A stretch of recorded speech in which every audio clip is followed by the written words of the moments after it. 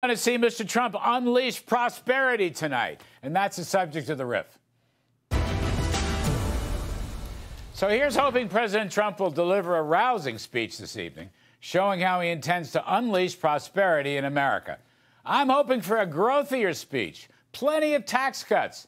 The president riding high in popularity, nearly 80% favorable, things like the border, deportation, eliminating waste, fraud, corruption, disempowering the entrenched bureaucracy, rolling back onerous regulations, unlocking new energy production, and reciprocal fair trade.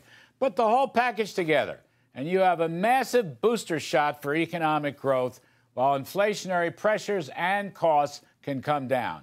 Right now, the Biden legacy is showing up in weaker and weaker numbers.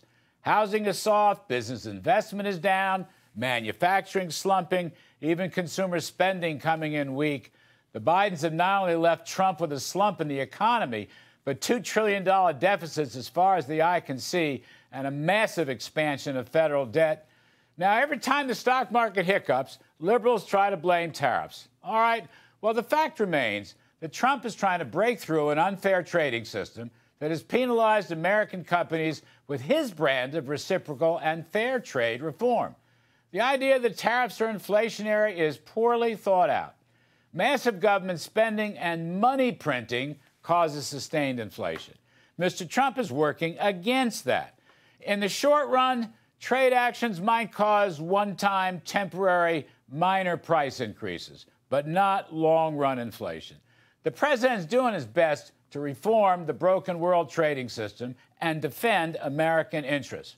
Over time, by the way, reciprocal trading could bring tariffs down, not up, and his reciprocal trading policy could bring large-scale supply-side benefits to the American economy.